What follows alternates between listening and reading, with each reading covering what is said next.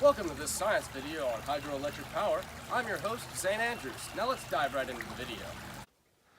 Tidal and hydroelectric power produce electricity by means of harnessing the flow of water. This is an example of an ocean current turbine, which harnesses the flow of ocean currents to produce electricity. Over here we have an example of a waterway dam, which harnesses electricity by blocking off the flow of a river in order to harness its what we would call head, which is its height distance from the top of the water to the bottom. With tidal power, we do have some slight downsides. For example, the turbines that we see in the nation of Scotland require maintenance, that it must be done around every 7 years, which entails that the turbines be rooted up out of the ocean floor, disconnected from the grid, in order to be cleaned and maintained so that they'll last for a long amount of time and continue to produce electricity.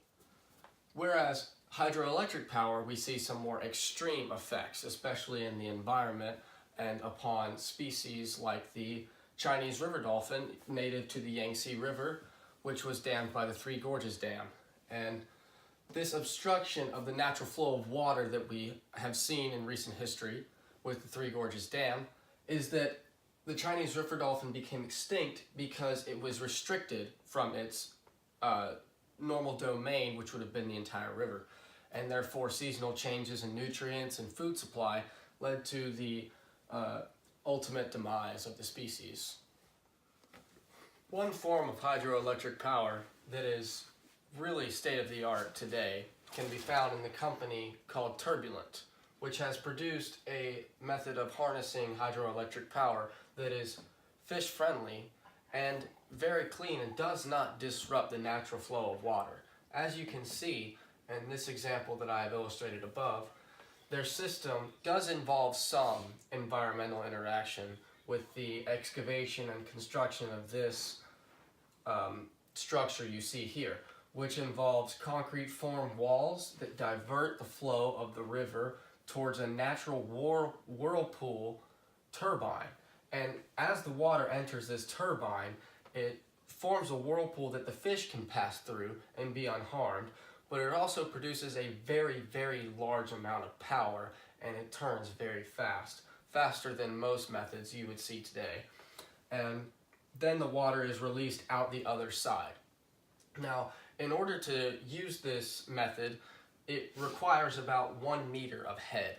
And again, head is what we call the distance between the top of the water and the bottom of the water. So with that gravitational distance for the water to travel, you can harness the power at a certain speed and oscillate the turbine to produce electricity.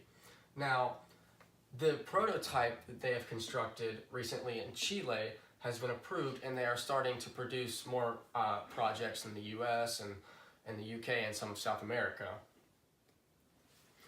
The turbulent example that I illustrated above contains a smaller sub-design that is more specific, and I have illustrated here. Now, as water enters the turbine complex, it oscillates and is released out the other side.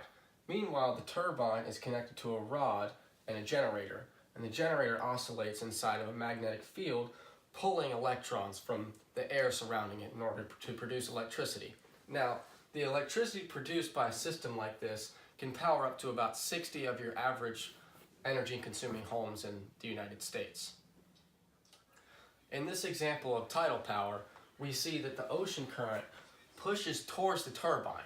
Now, in order for the turbine to be able to turn and harness the ocean's current, it has to be curved. So the blades are curved in a sort of transferring motion as you move out from the central node of the turbine.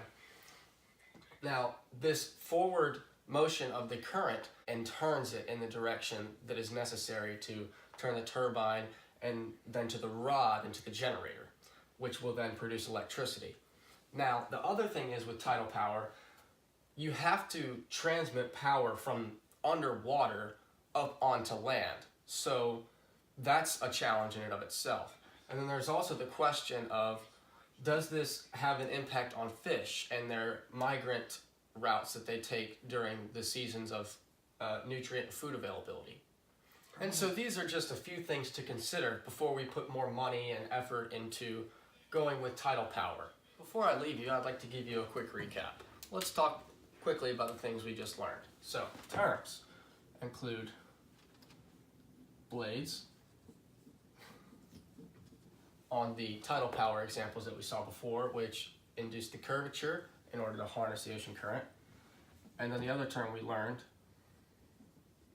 head, about the flow of rivers and the vertical distance you have to have between your levels of water in order for the flow to be significant enough to power a turbine and produce your electricity. Now, the other environmental impacts we talked about.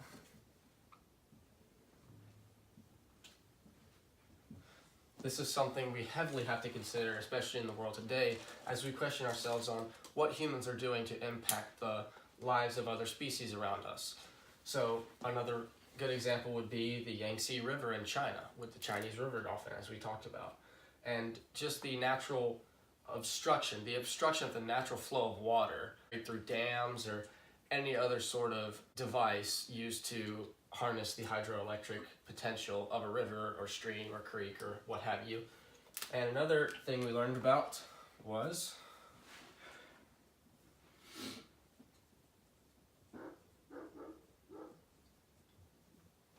ocean currents.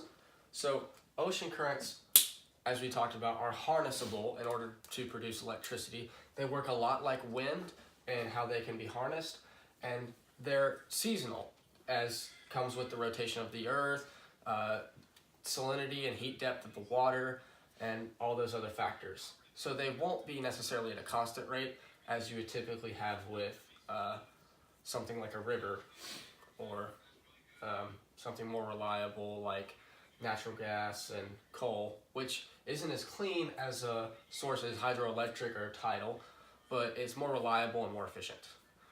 However, with hydroelectric power produced from a dam or like the turbulent system we talked about earlier, that is clean and it does prove to be more reliable than something such as tidal power, as we talked about. Once again, thank you for watching. I've been your host, St. Andrews, and this was your video on tidal and hydroelectric science power.